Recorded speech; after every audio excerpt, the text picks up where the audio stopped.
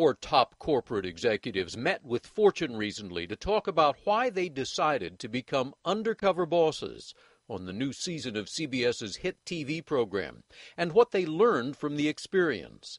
The roundtable discussion included leaders from NASCAR, DirecTV, Great Wolf Resorts, and Chiquita. Why'd you do this? I did it because I thought it'd be a great way to expose America to NASCAR.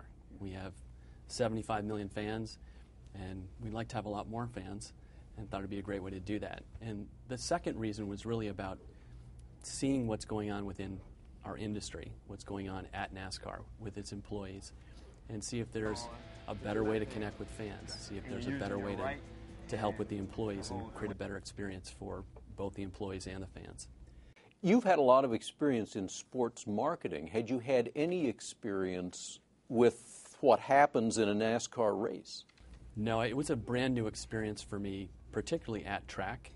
When I go to the track, and I go to the track quite a bit during the year, probably 12, 15 times a year, but the experience at track was completely different being undercover than it was being the chief marketing officer at NASCAR.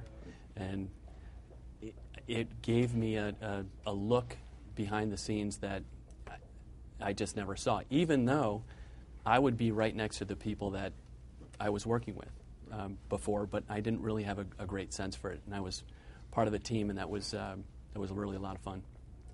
Fernando, why'd you do this?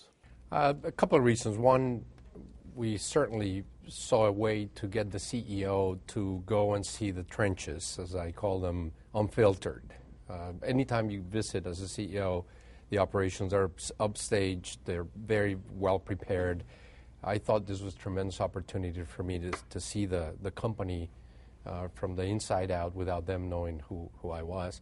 Secondly, to let people know how transparent we are about our policies, about food safety and quality.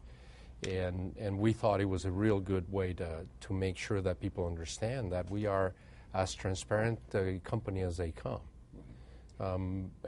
Obviously, the downside of it is whether or not people are going to see this as a way to either promote yourself, and that was my biggest issue with it, an ego trip, if you will. But I saw some of the shows very positive, and I did talk to some of the people that did the first season, and that helped me tremendously to know that this was not about an ego trip. It was more about really understanding the company more. Yeah. Mike, why'd you do it? Well, in my case, I'm a new CEO in a different industry. After 20 years at PepsiCo, I moved over in late last year, and I figured what better way to learn your business. So for me, there was a unique opportunity to get an experience of what it's like on the front line of our business, and we've got a pretty complicated business. And second, it was also a bit of a twofer in my case because we put a lot of content on DirecTV, and this was a chance to also see what goes on behind the scenes in putting a television show together. It was also an opportunity to figure out ways that we could make our company better. Right. Kim, why'd you do it? Well, for me, I've been with the company for 14 years, so kind of just the opposite of where you were coming from, and it's been most of that time in operations. And the last 2 years with the economy and going through some tough times, we made a lot of changes. So it was really a nice way for me to say I can get back into at the customer service level of how things happen in our company to see if those changes had any impact.